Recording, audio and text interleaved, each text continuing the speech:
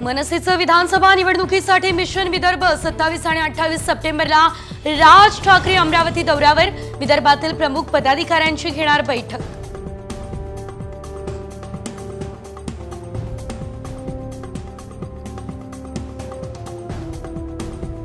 मोठ्या नेत्याने आपल्याकडे येण्याची इच्छा व्यक्त केली आहे। मनमाडमधल्या शिवस्वराज्य यात्रेत जयंत पाटील यांचं विधान, त्यामुळे आता जयंत पाटलांचा रोख नेमका कुणाकडे याचीच चर्चा।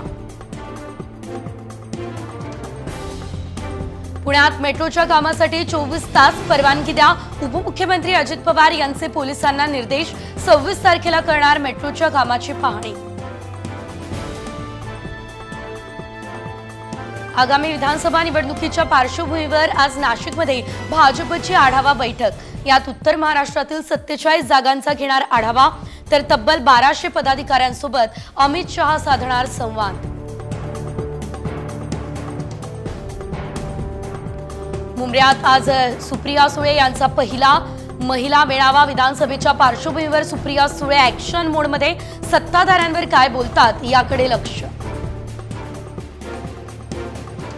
दैवत म्हणणाऱ्यांनी दैवताचा अपमान वारंवार केला। 15 वर्षांमध्ये अजित पवार यांची भूमिका शरद पवार यांच्या विरोधातच। अजित पवार यांना जितेंद्र आव्हाड यांचं उत्तर।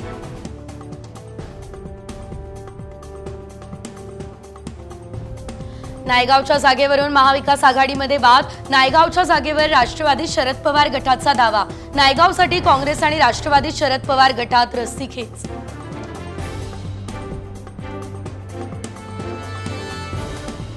बच्चू कडू विधानसभा निवडणुकीत महाशक्ती म्हणून सामोरे जाणार।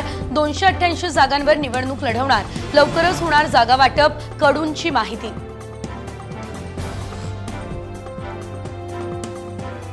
सेंट्रल बँक प्रकरणी भाजप नेते मोहित कंबोज यांना दिलासा। सीबीआयने दाखल केलेला क्लोजर रिपोर्ट दंडाधिकारी कोर्टाने स्वीकारला। सबळ पुरावे न आढळल्याने दिलासा। सत्ताधाऱ्यांनी मराठा आरक्षणाचा निर्णय घ्यावा, आम्ही पाठिंबा द्यायला तयार। जयंत पाटलांचं जरांगेंच्या उपोषणावर महत्त्वाचं विधान।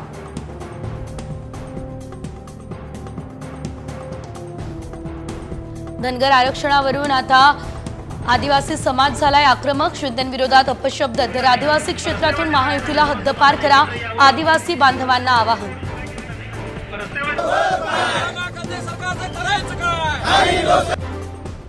अक्षय शिंदेच्या वडिलांनी घेतली उच्च न्यायालयात धाव। एन्काउंटर बनावट असल्याचा याचिकेत केला दावा। संपूर्ण प्रकरणाच्या एसआयटी चौकशीची मागणी।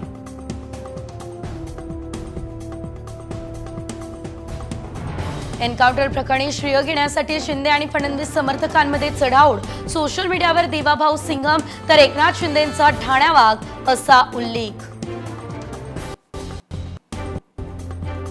अत्याचार करणाऱ्याला फाशी द्या म्हणणारे विरोधक आरोपीची बाजू घेताय। मडाच्या टाळूवरचं लोणी खाण्याचा हा प्रयत्न, मुख्यमंत्र्यांची विरोधकांवर टीका।